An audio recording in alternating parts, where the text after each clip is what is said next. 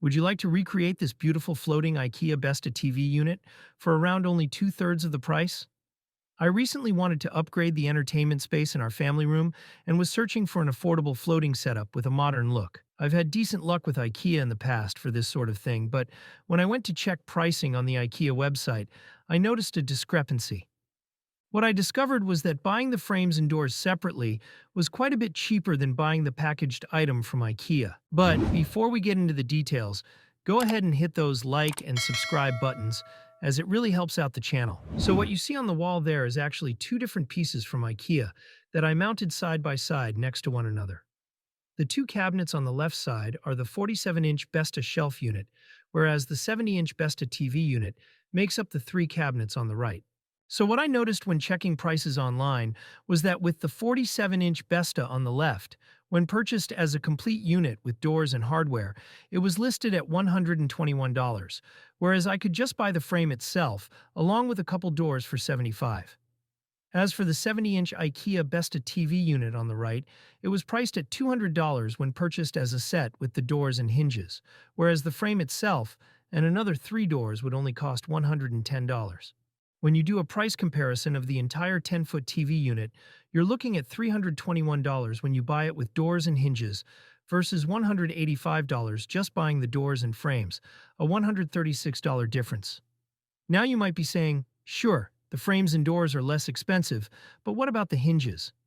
I was pretty sure that I could easily find 5 sets of soft close hinges for less than $136 just about anywhere. So again, why wouldn't everyone just buy hinges separate and save this money? Furthermore, there's no way that IKEA could be selling 5 sets of hinges separately for $136, right? It had to be cheaper than that.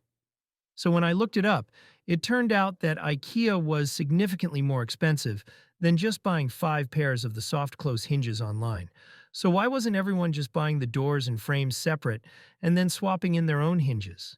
Well, it turns out that when you get the doors out and you go to drill your pilot holes for a standard hinge like I did here, you quickly find out that because of where IKEA has conveniently pre-drilled the pilot holes for their own hinges, if you were to drill your own pilot holes like I did here, you are going to end up ruining the structural integrity of the wood, as the pilot holes for a standard hinge are going to be just a little bit too close to the existing ones already drilled in there by IKEA.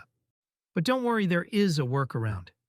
You can simply take some cotton from a cotton ball, or even a tiny piece of toilet paper, and jam it into one of IKEA's pilot holes, along with some super glue. I recommend doing this before you drill your pilot holes, so you'll only be looking at one set of holes when you get to this part. By doing this, you regain the structural integrity of the wood in that spot, which therein should allow you to use whichever standard hinge that you like on these doors. I recommend you let these dry overnight, and then when you go to screw in your hinges the next day, you should be good to go. So if we go back to our savings calculation here and take a look at what we were saving before factoring in the cost of hinges, we were at $136.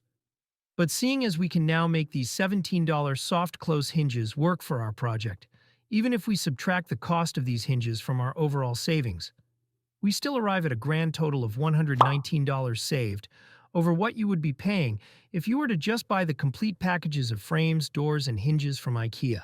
One recommendation that I'd like to make here, though, is that if I had to do it all over again, I would just go ahead and buy some frameless concealed soft close hinges for a few bucks each, as opposed to doing what I did and pairing these cabinet dampers with some standard hinges that I had lying around, as it's going to come out to about the same amount of money, and the soft close will be a little easier to install.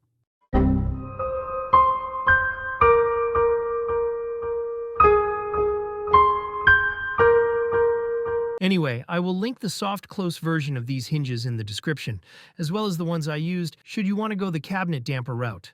Both sets of hinges have a 3-way adjustment, which is actually very important to this specific build, as you'll want to adjust the width and depth of each door once you have mounted both pieces on your wall. But let's first discuss how to get these up on the wall together to achieve this seamless one-piece look. This 47-inch Besta shelf that you see on the left here actually gets mounted on a suspension rail from IKEA that sort of works like a French cleat system. You are going to have to buy this suspension rail separate no matter which package you choose, so this doesn't really affect our price comparison. The good news is that this is long enough that you can easily find a stud or two to drill it into, so that part is quite easy. Once you got the thing slipped on there, you fix it into place using these circular connections that you see here. As for the 70-inch Besta TV unit on the right, there are 4 sturdy connection points that are built into the corners of the cabinets. Here's a nice illustration from the assembly instructions to give you a better idea of what these look like. Now you might find that these may or may not line up with the studs in your wall, so rather than risk supporting this much weight on only drywall anchors and the occasional stud, I was able to supplement these connections with some angle bracket corner braces to help secure the fixture into 3 additional studs. Before screwing everything into the wall, make sure and get a set of shims underneath the length of each piece to get both fixtures perfectly level with one another. I actually used a few stacks of several thin, yet durable children's books to get the exact height I needed. Once both pieces were level and attached to the wall, I then pulled the two even tighter together using a few drywall screws hidden just inside this cabinet door. This helped to pull the 2 units that much closer to one another and created an even more seamless look. The last tip that I should mention would be that if you do end up finding a better deal than I can find online on some standard hinges and go the standard hinge plus cabinet damper route, is that you be sure to position the cabinet damper in the middle of the door frame. I experimented a bit with placing these in the corners of the door frame, as this was recommended by the manufacturer. But in the end, this specific build required that they be placed right in between the 2 hinges to get this smooth and flowing soft closing action. So that's it for this one. Feel free to leave any questions in the comments section and let me know if you've tried a similar build. Also, if you've made it this far in the video, please hit that like button and consider subscribing as it really helps the channel. As always, all product links are in the description. Thanks.